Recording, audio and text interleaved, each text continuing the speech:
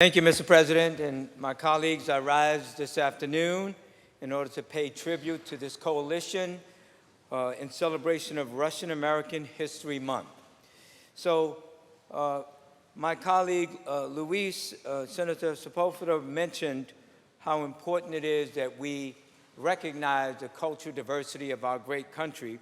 And obviously, you have two individuals here that I know personally and I've worked with previously because both of them live in my district in Northern Manhattan. And that is Olga Satsapina and Julio Rodriguez. And they are the ones that are founders of the Russian American Cultural Heritage Center. And when I was a member of the City Council, we had events up in Inwood Hill Park in order to celebrate the cultural diversity that they bring. But I reflect on our shared cultural heritage between American and Russian people, and there are some names in which my colleague mentioned that have shaped the way we think about how we laugh and how we enjoy many of the things. So my daughter is a dancer, and George Balanchine was one of the greatest choreographers ever. And his move to New York in 1930 brought new life to American ballet and musical stage. And obviously, my colleague mentioned Yul Brynner and Kirk Douglas, two great actors in stage and screen.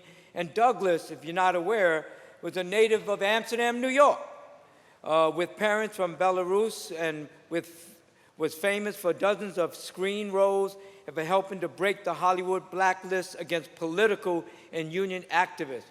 And Brynner was born in Russia, brought us joy in his many academic award-winning roles. And obviously, George and Irwin Gershwin, sons of Brooklyn, New York, with Russian Jewish parents, helped create the great American songbook, and George's first classical work, Rhapsody in Blue, is still played before adoring audiences. But there are many, many others. The most important thing is I thank this coalition for coming together to communicate and educate all of us in celebrating April of this year as Russian American History Month.